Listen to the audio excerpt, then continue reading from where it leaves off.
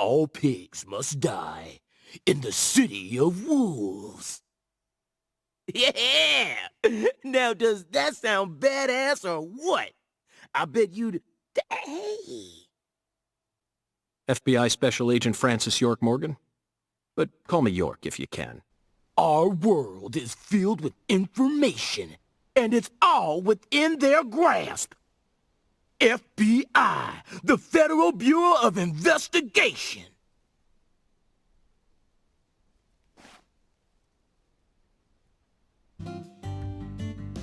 Live and Let Die, Angel Heart, and The Pelican Brief, right? 9 out of 10 people will name those titles when you ask them to think of a film set, and they're all excellent movies, but to me they lack realism. Due to my line of work, I have a tendency to think deeply about what feels real and what doesn't. What's your point? Cat People. That's my point. Cat People, 1982, directed by Paul Schrader. The crowning achievement of Nastasia Kinski, the ultimate muse of the 80s. The most vital element of that movie is the reality it depicts. Leopards who turn into humans have intercourse with humans and turn back into leopards. Then they can only turn back into humans again if they mutilate their lovers. I was awestruck by the sheer reality of it all. Understand? I'm talking about hyper-realism. After watching it, I felt like I just had to experience the world of Cat People for myself. That's why I decided to visit New Orleans. Okay. Another vital element of Cat People is the presence of Malcolm McDowell. Malcolm McDowell from Blue Thunder. Oh, talk about a masterpiece. Listen carefully, David.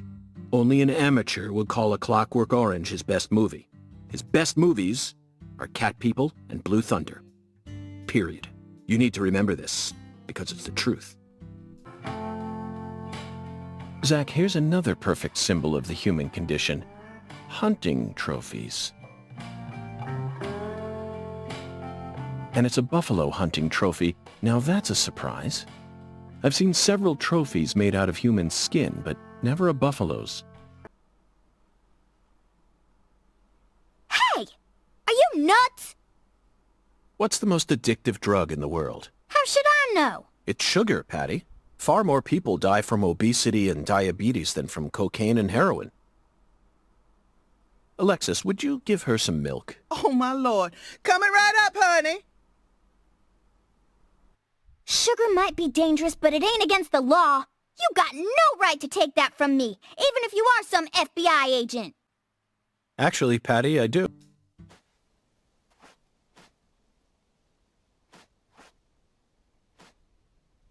Excuse me, but what are you doing? Searching.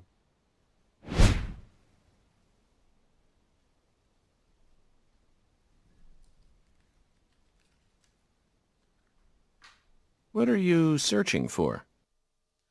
Unknown. You don't know. Interesting.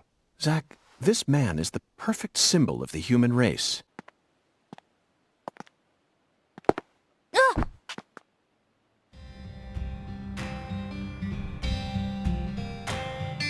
How's your mama? Chuck Thompson, may I have a word with you? I'm looking for the one who fired the pistol at Heaven.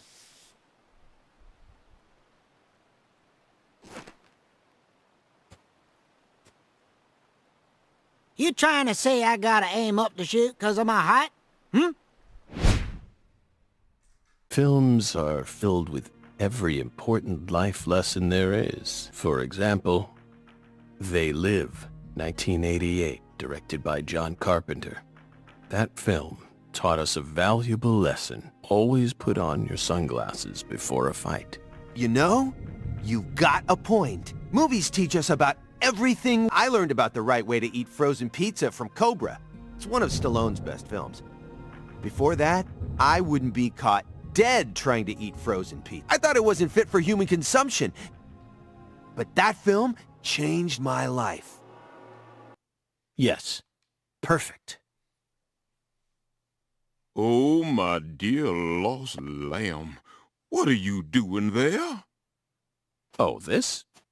This is all part of the Lise Clarkson murder investigation. I'm FBI Special Agent Francis York Morgan. Please call me York. That's what everyone calls me. Do you have an intimate relationship with Mrs. Carpenter? What? Why in the world would you suggest such a pitiful thing?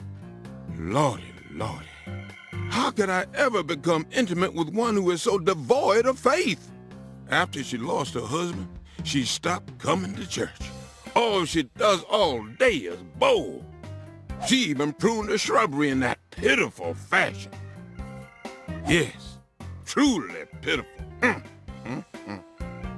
And did you see that hideous ox of a dog she owns? Pitiful with a capital P.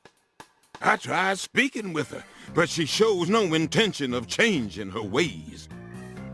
Yes, I fear she never lends an ear when the good Lord reaches out to her. Indeed, I pity her from the bottom of my heart. Mr. Alligator, not sure how much help you'll be in this situation, but I guess you're better than nothing.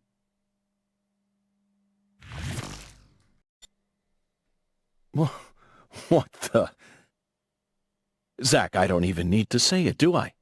This is right out of that movie. Videodrome, 1982, directed by David Cronenberg.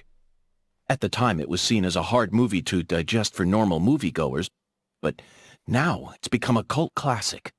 I always just saw it as another weird Canadian movie, but this changes everything. My arm and my gun have become one. Now I can really understand what Max was going through. Zach, this case is going to be a labyrinth. I certainly didn't expect to run into a monster like this. Honestly, I'm not one for violence, but I'm not just going to stand here and die. What do you think? Should we read off her rights?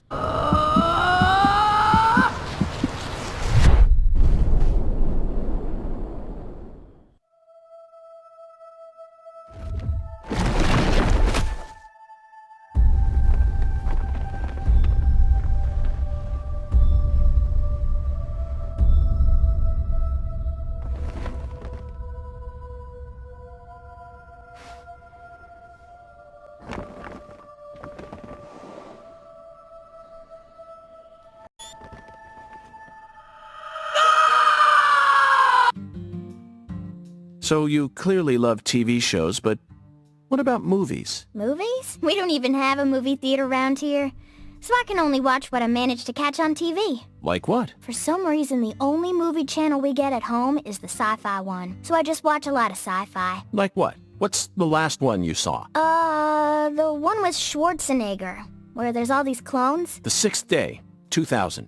Directed by Roger Spottiswoode. You must be very well versed in sci-fi if you can appreciate an Arnold S. film. I thought it was way too easy for them to make more clones. And you'd never see a clumsy investigation like that on CSI. That's right. It's realistic. Everything about that film is so realistic. It may be difficult for a child to understand. But, Patty, that's not your fault. All of Arnold S.'s films are filled with hyper-realism, you know. On top of that, Roger Spottiswoode is a director who excels in dealing with hardcore subject matter. Turner and Hooch, Stop or My Mom Will Shoot. Each film features one of the toughest tag teams you'll ever find. I can see why it's beyond you, though. No, what I'm trying to say is, Schwarzenegger's character was just a pilot, right? Why was he so strong? It's okay, Patty. You don't need to try and act like an adult to impress me. I didn't understand the charm of Arnold S. films when I was your age either. You need to take your time and slowly reel the film in. Do that, and Arnold S. will greet you with a big, warm smile. Whatever, just stop calling him Arnold S., okay? It's irritating me. Zach, she's at a sensitive age. We both know full well that this is the official way to refer to the film star, but she isn't used to it, so it's bothering her. When in Rome, Schwarzenegger will greet you with a big, warm smile. Zach, my mouth feels weird. How many fingers do you think we'd need to count the number of people who actually call him Schwarzenegger? We'll just have to stomach it for her sake, Zach. Patty, we're investigating here. I think it's about time we cut the chit-chat and got back to work. What? You're the one who brought it up, and you hardly even let me say anything.